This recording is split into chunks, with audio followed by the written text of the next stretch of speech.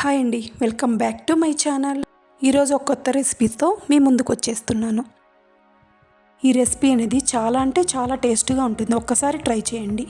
ఒక mixing bowl తీసుకొని అందులో 1 కప్పు బియ్యపిండి, 1 కప్పు శనగపిండి వేసుకోవాలి. పచ్చిమిర్చిని చిన్న ముక్కలుగా కట్ చేసుకొని అవి కూడా వేసుకోవాలి. కొంచెం కొత్తిమీరను కూడా సన్నగా తరుక్కొని వేసుకోవాలి. అలాగే 1 స్పూను జీలకర్ర, కొంచెం పసుపు కూడా వేసుకోవాలి. మన టేస్ట్కు తగ్గట్టు ఉప్పు కూడా వేసుకోవాలి. ఇలా అన్నీ వేసుకొని ఒకసారి బాగా మిక్స్ చేసుకోవాలి. ఇలాంటి మరెన్నో వీడియోస్ కోసం నా ఛానల్ని లైక్ చేయండి, షేర్ చేయండి, సబ్స్క్రైబ్ చేసుకోవడం మాత్రం మర్చిపోవద్దు. అలాగే 1 స్పూను బొంబాయి రవ్వ కూడా వేసుకోవాలి. ఇలా వేసుకుంటే బాగా క్రిస్పీగా వస్తుంది. కొంచెం వాటర్ వేసుకొని బాగా మిక్స్ చేసుకోవాలి. ఉండలు లేకుండా బాగా మిక్స్ చేసుకోవాలి.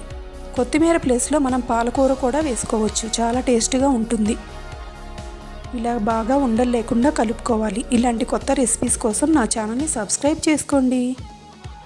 ఇలా బాగా కలుపుకున్న తర్వాత ఒక మూత పెట్టి ఒక 10 నిమిషాలు పక్కన పెట్టుకోవాలి.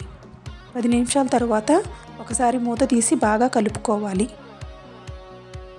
తర్వాత ఒక ప్యాన్ పెట్టుకొని అది బాగా హీట్ అయ్యాక ఈ దోశలు వేసుకోవాలి. ఇది మందంగా కాకుండా కొంచెం పల్చగా వేసుకోండి, టేస్ట్ అనేది చాలా బాగుంటుంది. ఇలా దోశ వేసుకున్న తర్వాత కొంచెం ఆయిల్ వేసుకోవాలి. ఈ రెసిపీ అనేది చాలా ఈజీగా చాలా టేస్టీగా ఉంటుంది. పిల్లలకు బాగా నచ్చుతుంది. ఒకసారి ఇలా ట్రై చేయండి. ఈ రెసిపీ అనేది ఈజీగా ఇంట్లో చేసి పెట్టచ్చు అప్పటికప్పుడు. అంతేనండి, బాగా కాలిన తర్వాత ఒకసారి టర్న్ చేసుకోవటమే. ఎంతో ఈజీగా అయిపోయే హెల్దీ టేస్టీ దోశ రెడీ. ఈ దోశ అనేది టమాటా చట్నీ లేదా అల్లం చట్నీతో సర్వ్ చేసుకోవచ్చు. ఒక్కసారి ఇలా ట్రై చేసి ఎలా వచ్చిందో కామెంట్ బాక్స్లో కామెంట్ చేయండి. Thank you for watching.